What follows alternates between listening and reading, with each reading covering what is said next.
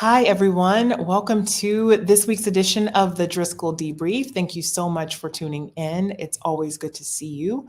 You know, there's always a lot of life that happens between our Tuesdays. I hope that you are well, that your life is going well, that you are enjoying a bit of the summer, maybe even thinking about a vacation coming up soon might be nice. I'm not quite on vacation, but I have been traveling a lot. Many of you know that I travel a lot for the role of being leader. And actually, this week, you will find me in Oregon. I am in Willamette Valley, which is a beautiful part of the country. I'm finding beautiful rolling hills, lots of wine country. You can see Mount Hood in the background. There are worse places to work. Let's just put it that way. So it's an honor to be able to stay connected with you even while I travel, because this time and space means so much to me. And you remember our theory of the case. I know I share it with you quite often. Our theory of the case is that in Florida, and is indeed everywhere, but here in Florida, our stories matter. And if we can create space to start sharing those stories, we'll start to realize just how much we have in common with one another.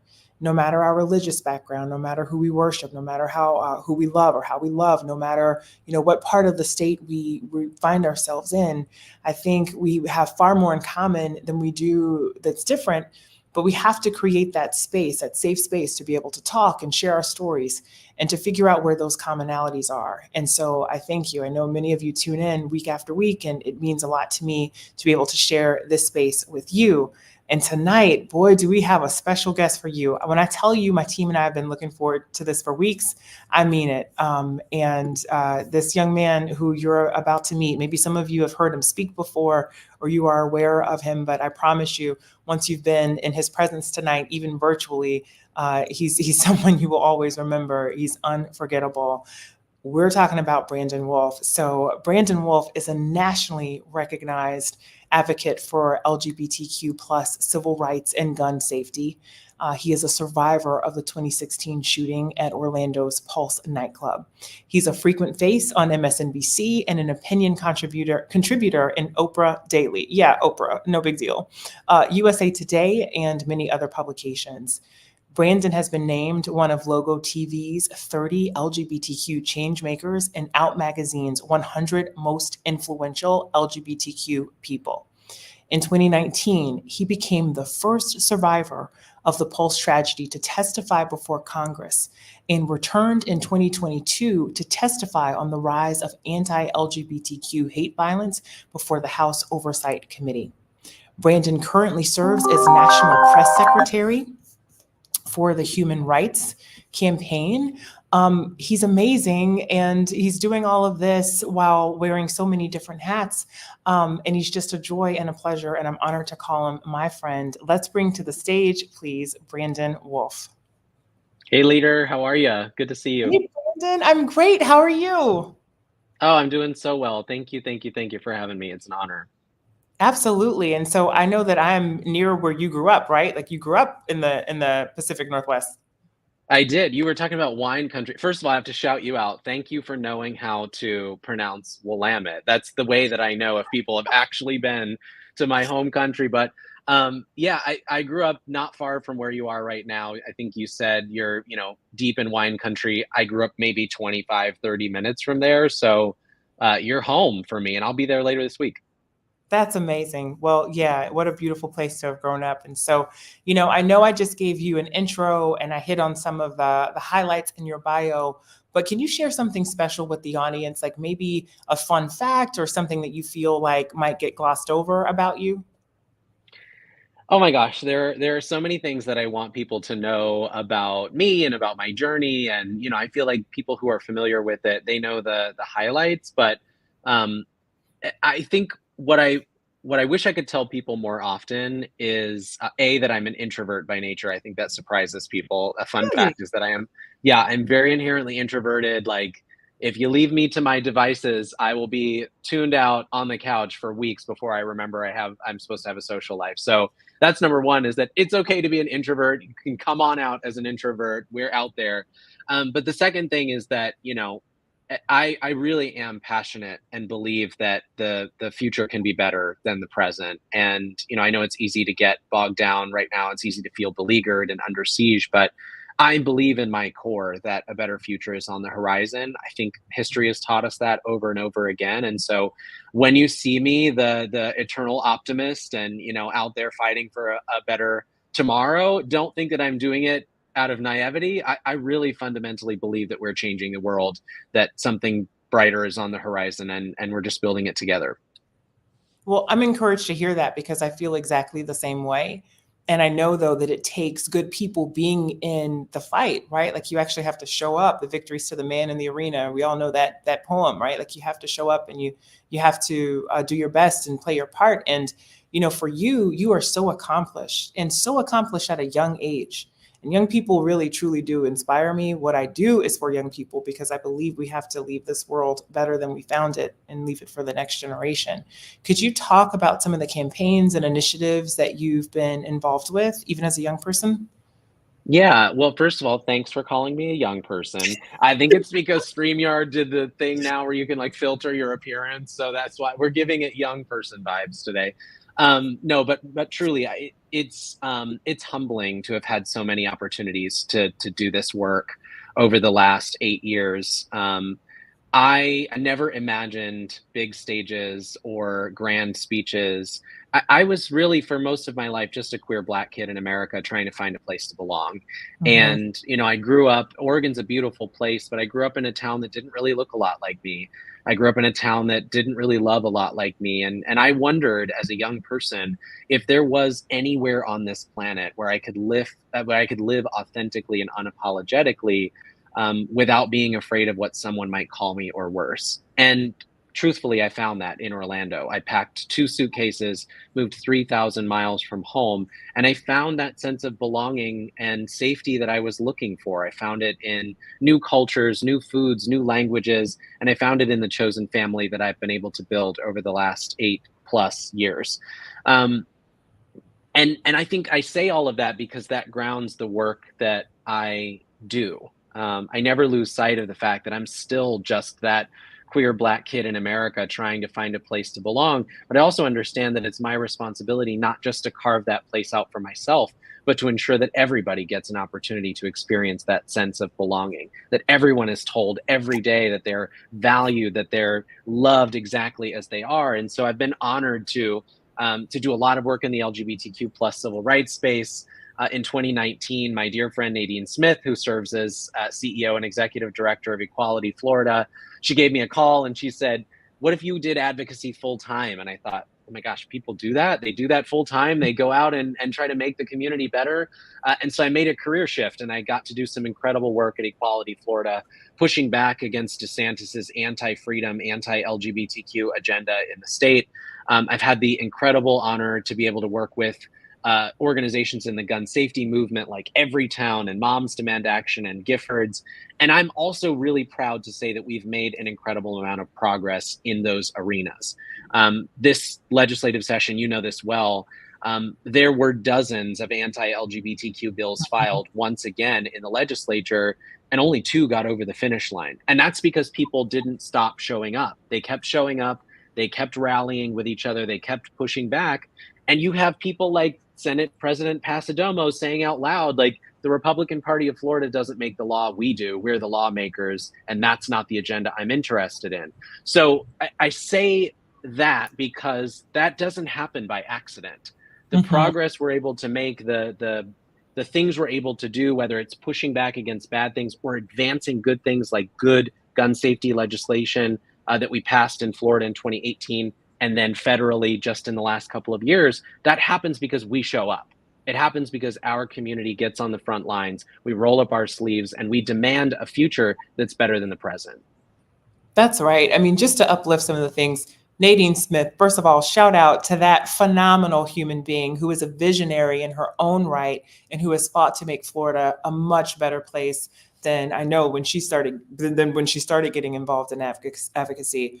And then you mentioned too the power and importance of showing up. And I want to hit on that because I know when I talk to young people, particularly young people around the state, a lot of them feel like their voices don't matter. They feel like their vote doesn't matter. They feel like they go unheard. And it's easy to feel that way and to understand why they do, particularly when you have a government that seems to be bullying young people, especially our LGBTQ youth. But I love that you lifted that up, that when we show up, we actually can have influence. When we show up, we actually can put people in office who can say, hey, we are not the Republican Party of Florida. We're going to institute a different agenda, but we have to show up and vote, right? Like that's a big part of making sure that our voices are heard. That's right. And, I think my argument for people who are tuning in is that when we show up, we win. That's what history has told us over and over again, that the things we're talking about equality for all people without exception. We're talking about freedom for all people without exception. We're talking about the ability to go to school and read books that reflect the world around you, maybe even your own family. We're talking about the freedom to go to a doctor and get the health care you need without having to call Governor Ron DeSantis first. These are things that are popular. These are things that people support across the country. The question is, are we willing to show up to mobilize people to go out and fight for them? And when we show up, when we do that work, when we organize, when we rally, when we bring people to the ballot box, when we really show up and have our voices heard, we win every single time. That's right. Voting is so essential. Voting is so essential to improving the human condition in America. So, Brandon, we also just passed the anniversary of the Pulse nightclub shooting. And I know that you are a survivor of that tragedy. So, could you share with us how that tragic event shaped your life? Yeah, I talked about being a queer Black kid in America looking for a place to belong and finding that in Orlando. The truth is, I found it in the community I was able to build. I found it in, the group of people I was able to be myself around. And specifically, I found it in chosen family. I found it in my best friends, Drew and Juan. They're the first people who really taught me how to love myself unapologetically and audaciously. They're the ones who challenged me to live more boldly, to be more out loud and proud. And on June 12th of 2016, they were stolen from us alongside 47 others in our community. And so the last 8 years since the tragedy for me has really been shaped by a couple of things. Number one, I wanted to make sure that the best parts of them were carried on. I wanted to make sure that they matter not just because of how they died, but because of how they lived. The Mm. things that they gave me, the gifts that they gave me over the years, teaching me to love with abandon, I wanted to make sure other people got an opportunity to see and feel and know that. And so I've been driven over the last 8 years by sharing their stories. I was just telling some folks today, I'm in Wisconsin and I got an opportunity to share a bit of my journey. And I was telling folks that I actually don't think I've ever been the protagonist in my own story. I think Drew and Juan are the protagonists and I'm just the narrator and I'm left behind to share the beauty that they gave so many people. So that's number one. And number two is a personal moment that I had. 6 days after the shooting, we had a funeral service for Drew, and I had the honor of being a pallbearer that day. And as I was helping to guide the casket down the aisle, I found myself holding on really tightly because I didn't want to let go of my brother, my best friend, until I'd found the right words to say goodbye. When we got to the front of the church that day, I promised him that I would never stop fighting for a world that he would be proud of. And when things are really tough, when the hills feel very steep to climb, when it feels like our backs are against the wall and maybe the right wing agenda is inevitable, I remind myself of the mission I set out on, which is, by the way, not just a world that Drew would be proud of, but a world that all of us can be proud of. And I just know that that world is possible if we do the work to make it possible. So those are the things that have guided me. The tragedy was the darkest day in my life, but I've tried to live the last 8 years bringing some visibility to the beauty that came before it. I think that those of us who have watched you work and see how you operate can attest to the fact that, yes, you are living out your why each and every day, my friend, and in Thank such a you. powerful way that does allow all of us to live more freely, right? And to live into that love. So thank you for who you are and for never giving up, because this work, it gets hard. Let's be real honest. Sometimes It's it's hard. hard. You talked about, like, it feeling inevitable, the inevitability that the other side's agenda might be the only one that sticks or that gets passed. I know that it's hard. I also try to stay centered on my why as best I can. I told you that I'm very inspired and motivated by young people. in particular, my nieces and nephews. Like, I didn't know that I could love so big and love so hard until they were born. And I'm a very loving person, but just the way that they have expanded my capacity for love, and I will fight for them and tear down the sky for them if I have to leave this world a better place. You know, my nephew in particular, just the thought that he could be perceived as a threat for being a little black boy walking down the street, like that doesn't sit well with me. It doesn't rest with me. So, you know, we have to continue to fight. So thank you for sharing that. So talk a little bit to you. I mean, you've talked a little about being that little queer black boy, but reflecting on your childhood, you know, how do you feel that your upbringing has influenced your approach to advocacy and your commitment to social justice issues? It's been a journey for me, to be honest, to fall in love with all of my own story. And I think that's part of what has informed my advocacy journey, especially over the last 8 years, is this simultaneous journey that I'm on to really love all of me, all of the bits and pieces that I struggled with as a young person. I've tried to bring all of those things to the table. I mentioned that I grew up in this, little town in rural Oregon. I was sharing also earlier today that, like, I tell people that I'm from the Portland area, and they have this idea of what that must look like. They're like, "Oh my gosh, Mount Hood in the background, and like pink hair and tattoos, and it's like Woketopia. You can be whoever you want to be, and nobody cares." And I mean, maybe if you grew up in like Northwest Portland in the really cool parts.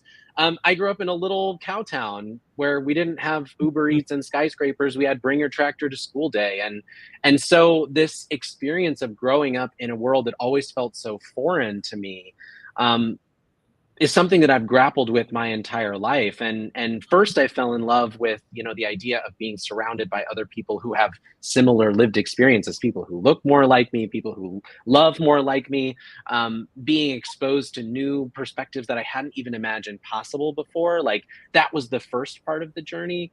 And now, especially in the wake of Pulse, I understand profoundly my responsibility to advocate at the intersections of those identities, right? I can't just advocate for an end to gun violence in America if I'm not also advocating for us uprooting hate in America. I Mhm. can't advocate for us uprooting hate against LGBTQ plus people if I'm not also talking about the systemic and institutionalized hate that has been hurled at people, black and brown people throughout our nation's history, right? All of those things live at intersections with each other. And I think that we all have a duty to do more to articulate the way that these things are overlapping, and the way that multiply marginalized people are experiencing hurdles in life. So that's a long way of saying that I feel like my own journey has been, one, to fall in love with me and my whole journey, and number two, to help other people see themselves in the fight for a brighter tomorrow. And that means being authentically, unapologetically all of myself at all times while I'm fighting in the movement. Well, thank you for that vulnerability. I appreciate that. There's a lot of power and self empowerment in being honest about that, right? Like, we are on a journey, I believe, to self actualization in this life and trying to live the most free, the most full that we can in our own skin and be comfortable, despite the outside influences that try to make it so uncomfortable. You know, we say in our caucus that every Floridian deserves the freedom to be healthy, prosperous, and safe. And that surely means every Floridian, no matter your background or your zip code or any of those things. So, That's but right. let's talk a little bit more about minority communities. I mean, what do you think are some of the most pressing issues facing minority communities today, and particularly in Florida? Yeah. Oh, I love Florida so much. I tell people I'm not a Floridian by birth, but I'm a Floridian by choice, a Yeah. proud Floridian by choice. I've lived in Washington, D.C. for 9 months, but I hear you get a pass for a few years where you can still be from wherever you came from. So I am a Floridian by choice. And it's because the state is so full of beautiful, rich communities that are doing incredible things for one another. I have never experienced love so big and so profoundly as I have in the state of Florida, in the communities that I've been able to build with my friends and chosen family. But you're right that there are a lot of things people in Florida, especially, are facing right now that are incredibly challenging. On the front hand, you have this all-out assault on basic civil liberties, Mhm. this demonization of anyone who doesn't look or live a certain way, this assertion from a small faction of right-wing folks that there's only one right way to be a human being, and if you refuse to conform to that idea of who you're supposed to be, we will wield every lever of government as a weapon against you. And people living in marginalized communities are dealing with that full-on assault all the time. This is again, a small faction of people who have hijacked many of the levers of power, especially in the state of Florida, to Mhm. carry out that agenda. And so, you think about Black and brown folks specifically having to deal with assaults on voting rights. You think about LGBTQ plus people having to deal with assaults on medical freedom and the freedom to read and be respected in a classroom. You think about people's assaults on people's bodily autonomy, their ability to make decisions about their own bodies and when and how to start a family. All of those things are hurdles that marginalized communities are experiencing, especially acutely in the state of Florida. But I got to say this, marginalized communities are also struggling with the same things everyone else is struggling with, right? Like they're struggling with the cost of housing in places Yes. like the state of Florida. They're struggling with whether or not they can afford to put gas in the tank or food on the table. The property insurance crisis is a national embarrassment in the state of Florida, and people in marginalized communities are feeling it really acutely. Almost any one of those issues disproportionately impacts people who are already dealing with so many of these other hurdles that have been tossed in front of them. And so I get fired up about it because I wish that more leaders were doing what you do, which is having conversations about how we fix real problems to make people's lives better. I don't understand why politicians go to all the trouble of running for office only to get to that desk with their name tag on the front and do absolutely nothing to help the people who got them there in the first place. Mhm. It is the job of our lawmakers to help to solve real problems, real crises, the work that you're doing every single day. And those things are impacting marginalized communities at the same time that they're trying to deal with the nonsense that is coming from some other offices who, quite frankly, don't appear to be interested in solving those real problems. Well, I thank you for that. I, at this point, would also love to uplift my caucus and the wonderful team that helps make all of these things happen, because it certainly takes a village. And you're talking about some folks who work hard. I have a caucus of 36 members. 36, Brandon, out of 120 members of the Florida House of Representatives. And when I tell you they work so hard, they come to work every day and give it their all, knowing that they're going to get knocked down because we don't have the votes necessarily to stop any, particular measure on our own. But they continue to fight because it's the right thing to do, and the people deserve that. The people That's right. deserve that. And I personally have become so disturbed and dismayed by what I see happening in our state government. Particularly, it's oftentimes with my colleagues across the aisle, where folks will travel to Tallahassee, which is not an easy place to get to. By the way, those of you in Florida, but if you're watching from elsewhere, Tallahassee, yes, it is our state's capital, but it's very difficult to get a direct flight there. The roads, the highway I-10 leading there kind of narrows down to 2 lanes on each side. So, sometimes there's traffic. If there's a car accident, forget it. It's difficult to get to, is what I'm trying to say. And so if somebody takes their time and spends their money to come and testify before a committee and say, this is how this policy that you intend to pass would impact me, please listen, but they get shut down or they get dismissed with only 30 seconds or maybe sometimes even 15 seconds, 10 seconds to say their piece, and you have to say your name on the record. By the time you do that, your time is done. So we are really in a bad situation where, it's no wonder that Floridians don't feel like they're being listened to. And it's no wonder they feel like their lawmakers are not doing their job, because many of them are asleep on their job and turning a That's blind eye. right. So, but let's talk then too. We identified some of the challenges that minority communities are facing. How can advocacy help to address those problems? And what does that look like in the larger context of the social justice movement? Yeah, well, so this is the perfect segue, right? Because what the right wing would love you to believe is that, okay, you just named all the problems. They're all insurmountable. There's no use in fighting back. So you should just give up and let us have all the power. That's the opposite of what we should be doing. We have to show up. And the answer is advocacy can change everything. advocacy is the answer. Us organizing in our communities, us showing up for one another, that is the answer. And I'll tell you, I'll give you some concrete examples of how that shows up. Number one, people showing up over and over again, pushing back, has helped to change the political climate in America in just the last 6 to 9 months, right? We were talking about this onslaught of anti-LGBTQ bills and the feeling of inevitability that was, coming from the smallest, loudest faction of people. When, this last legislative session, it wasn't just Florida that felt a turning of the tide. You had a place like Georgia where zero anti-LGBTQ bills were able to get over the finish line. You have a place like West Virginia that saw very similar results to the state of Florida. You have places like Wisconsin and Kansas where governors, pro-equality governors, Arizona is a great example. Pro-equality governors are shutting down bad pieces of legislation.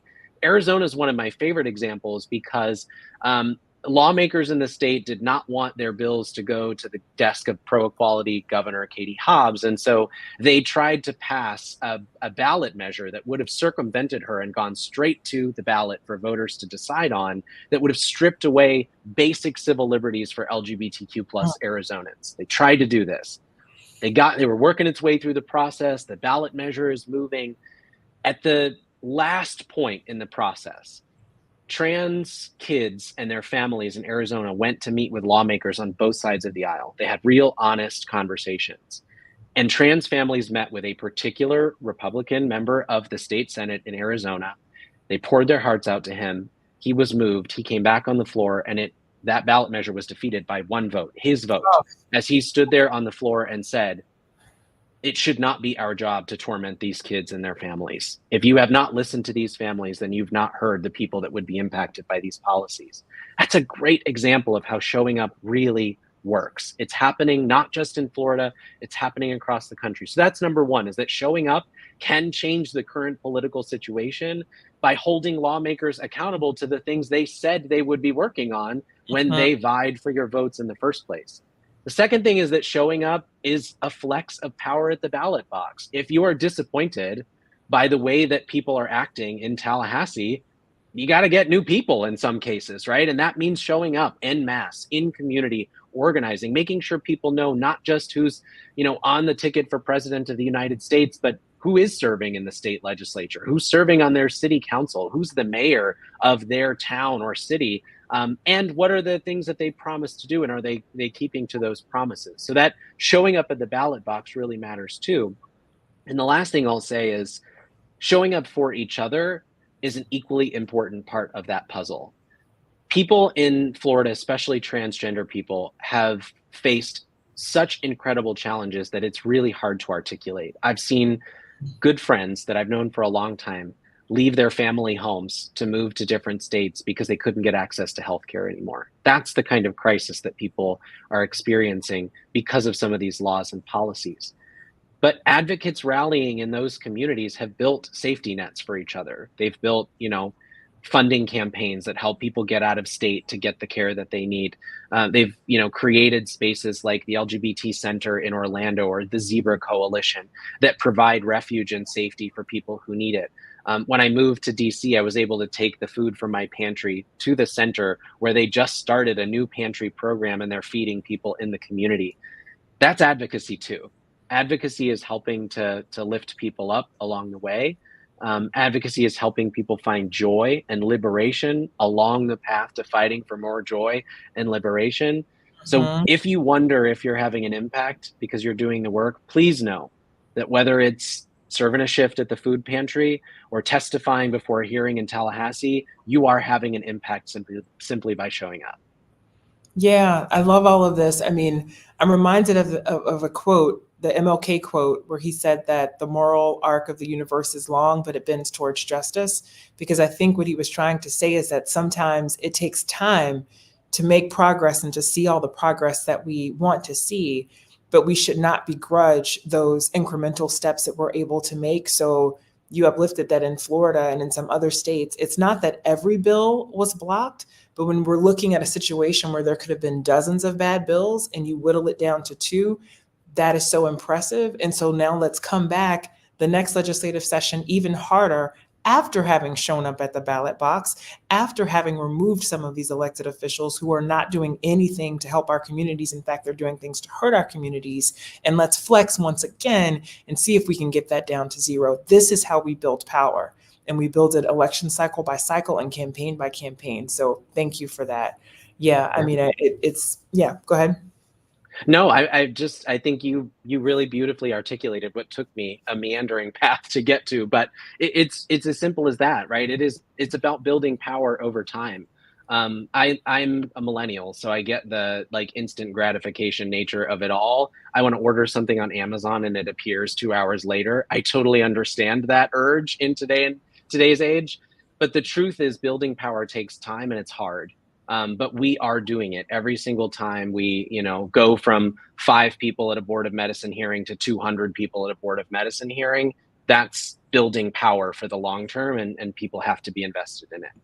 Actually, could you talk about some strategies? How do you get people to show up? Right? Like, because showing up is one thing. Showing up is the answer. We have to show up. What are there any strategies, like effective organizing strategies that you have found help people connect the dots and help them to actually show up? Yeah, I will say, just in the macro sense, people feel overwhelmed by all of the crises that we are facing, and they aren't sure where to start, right? They aren't sure if they know enough. They aren't sure if they have the skills to be able to be a part of the solution. And so, in many cases, folks will tap out because they're like, I don't even know where to begin. I don't know what link to click. And it's overwhelming to even think about trying to solve one of these problems, let alone all of them at the same time. And so, I think a couple things that are effective. Number one is reminding people, especially those in marginalized communities, you actually don't have to save the world in order to earn a place in it. It's not your job to fix every crisis that we are facing. It's your job to play a part in the solution, right? And so it's okay that there's one thing that's motivating to you. There's, you care about somebody in your family, or you're a survivor of gun violence, and that is the issue that you want to learn to tackle with all of your being, with all of your power. That's what you're going to pour yourself into. That's great work to be doing. I'm so passionate about ending climate change on this planet. I don't know that I have the capacity to take on another crisis in this moment to try to be a thought leader on it. And so I have to trust that there are great thought leaders in that space, and they're going to help me figure out where to plug in. And I'm going to be a thought leader on the LGBTQ rights side. I'm going to be a thought leader in the gun violence prevention space. So that's the first piece of advice, is like helping people make it digestible and find the place to tap in that really leads with their passion, I think, is number one. And number two, organizing, like any other work, is about relationship building. You can't ask someone to show up to a school board meeting if you haven't taken the time to get to know their name and their story and why they might show up to that school board meeting in the first place. So just like we're asking people to build power long-term with each other, we have to build power long-term in the community by actually creating relationships with people. It's not transactional. I don't just want you to show up to the school board meeting so I can check the box and put you into my email system. I want you to show up to the school board meeting because I want you to know that I'm going to show up for you when it's time, right? And we have to build that kind of relationship in community before we ask people to do the hard stuff like show up, share their stories, put their lives on display. I think if we build that kind of relationship and we help people see the fight as digestible, that's when they feel like they can really engage. I love that. So let's say there's somebody watching tonight and they want to get engaged in grassroots advocacy. Where do they start? Well, I would say first you got to identify what is the thing that you want to learn more about, that you want to be plugged more into. Are you deeply concerned about voting rights? Are you really worried about the criminal justice system? Are you concerned about climate change or LGBTQ rights or reproductive freedom, right? What's the thing right now that's on your mind? Once you've identified that thing that you're passionate about, then let's find you resources. Let's find you the organizations that are doing that work who can help you build the skills. The example I would give is in the LGBTQ civil rights space. You've got organizations like Equality Florida. You've got organizations like mine, the Human Rights Campaign. You can go to those websites. It's eqfl.org. I still remember. It's hrc.org, right? And there are lots and lots of resources that say, on HRC's website, it's in your area. If you say I'm in Florida, you click that link, we're going to get you hooked up with people in Florida to make phone calls, to knock doors, to go to hearings, to go to Board of Medicine meetings. Follow those organizations, those thought leaders on social media. They're going to post things that help you learn about the problems and what the potential solutions might be. That's how I got started. I showed up to a mixer for Equality Florida one time, mostly because I needed new friends in Tallahassee, and also because I wanted to make the world a better place. And I walked out of that meeting feeling passionate about wanting to know more about how to make the world better. That's how it starts. You just start by showing up, deciding what you're passionate about, and then rolling up your sleeves and asking questions. Thank you for that, for breaking it down, because it seems so daunting, but it doesn't have to be complicated. Attend a mixer, right? Like, look up some organizations, talk to your friends, see who you're connected to on social media and what they're up to. It's quite possible to find that entry point and to get plugged in. And you'd be surprised how even just a few volunteer hours a week add up over time. So don't be overwhelmed if you don't have a lot of time to give either. Like, I promise you that there's an organization or a candidate or a cause out there that needs you, because our democracy is at stake. There's so much at stake in this election. So Brandon, we talked about this. You hit on it earlier in our conversation, but I think it is worth repeating for people who are thinking that they might want to sit out this election. They're just on the sidelines. They feel like their vote doesn't matter. They're not sure if they're feeling inspired by the candidates that they're seeing at the national level. What would you say to these folks, these potential voters? Well, first of all, just a plug for you in the caucus. I don't know how you can watch people like you, Leader Driskell, or, I'm thinking of Representative Escamani. I'm thinking of State Senator-elect Carlos Guillermo Smith. Like, I don't know how you look at these people and the work that they're doing and not feel inspired. I feel inspired by the work that you all are doing every single day in the trenches on the front lines. So if you're wondering where to find inspiration, you've got it right in front of you. The leader is doing incredible work. The caucus is doing incredible work. There are folks all across the state who are doing incredible work. But, to get to your question, I think there are two things that I want to share with people. Number one is there is nothing that the right wing would love more than for you to sit out and cede your power in an election. They would love nothing more than for you to give them the keys to government and let them do whatever they want with your life. And if you're deeply concerned about some of those things, if you're worried about books being banned, if you're worried about the rising price of housing, if you're worried about climate change tearing up the coast in Florida, flooding in across the state that is at historic levels, if you're worried about those things, there is nothing the right wing would love for you to do more than to stay home, because they don't want to solve those problems. Those are not the things they're looking to solve. And so, as we said earlier, you showing up and voting is the ultimate flex. It's the ultimate power play, because it's the place where you get to rally with other people around you and change the course of history. You get to decide what the future holds, but you don't get to decide if you leave that vote at home. If you sit at home, you are handing that power over to someone who would love nothing more than for you to have skipped election day that year. So that's number one. Understand that you're in control. It's not about, lawmakers and politicians. It's about you. That's what democracy comes down to, is that it's about you. And lastly, I don't know that I'm asking people to be inspired by a particular politician or to fall in love with someone, right? To become a stan for a politician. I'm asking you to believe in yourself. I'm asking you to believe in your community. I'm asking you to be inspired by the people around you that you love more than anything in the world, who are desperate for solutions to real problems. I'm asking you to be inspired by your own journey, by your own story, by the things you've overcome and the things you are trying to overcome right now. Those are the things you carry with you to the ballot box, and you ask yourself, who's on my team? Who on that ballot is on my team? Who's going to help me in this moment chart the course of history toward one that is more inclusive, more fair, more free, more equitable, better for absolutely everyone? I think when you carry that you're the inspiration, your community is the inspiration, the people you love are the inspiration, and your ballot is the ultimate flex of power on their behalf, nothing can stop you. You won't want to stay home.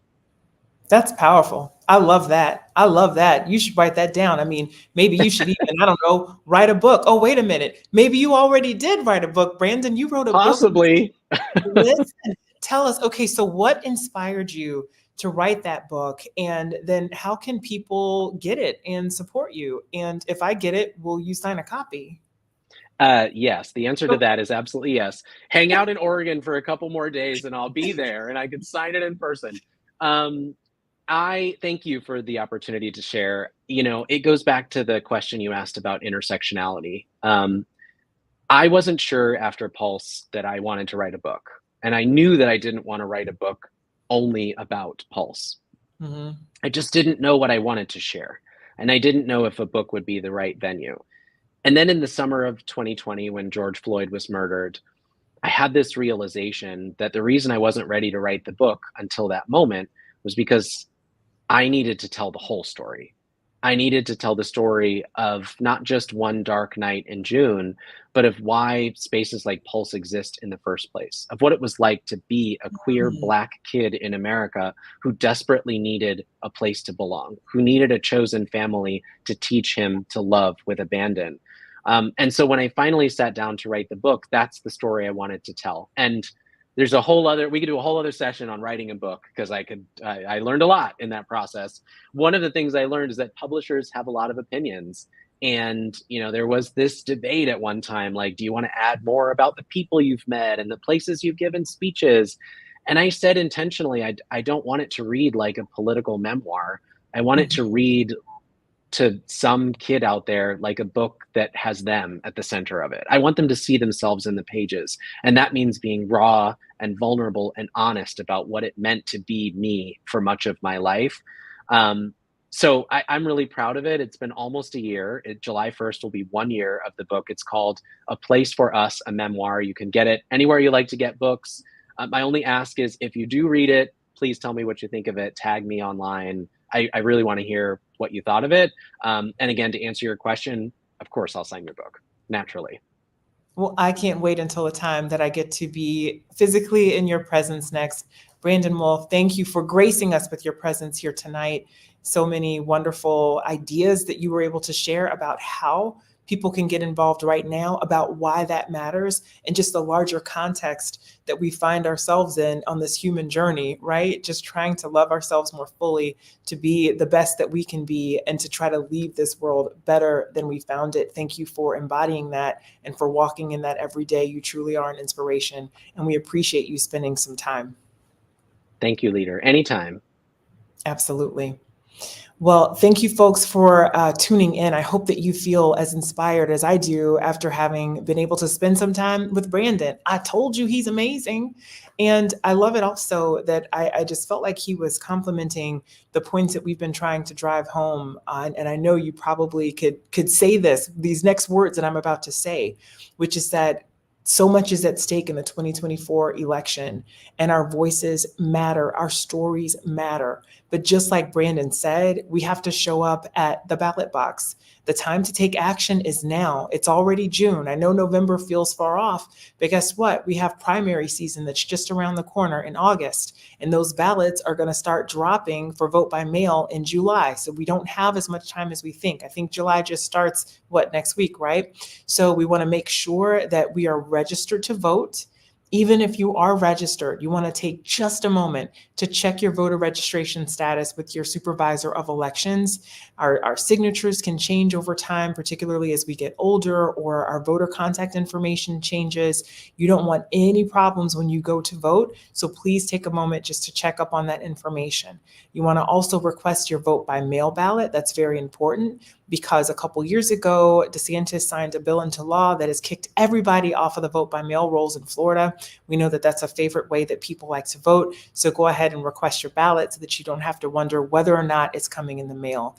And then the fourth thing we must do is make sure that everyone we know around us, whether it's friends, family, coworkers, we want to make sure that they are registered to vote as well, and that they also follow those steps and that they have a plan to vote. Because just like Brandon mentioned, voting is the ultimate flex.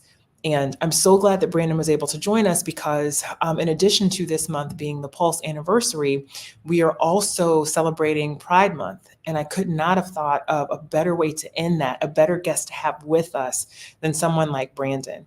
And you see all of the bad bills, these bad policies that folks have been trying to impose in Florida. Well, I mentioned to you that I am in Oregon. I'm doing this from Oregon, and I just want to show you, if I can, the flag that is outside of my window. I'm not doing a very good job of that. Can you see that? Can you see that? If the wind would blow it just back, right? It's like a pride flag, and it has the transgender support flag as well. And I just think that is amazing. If we want a Florida that is more inclusive for all of us, it is within our grasp, right? No matter what state you're in, it's within our grasp. But step one is that we must show up at the polls.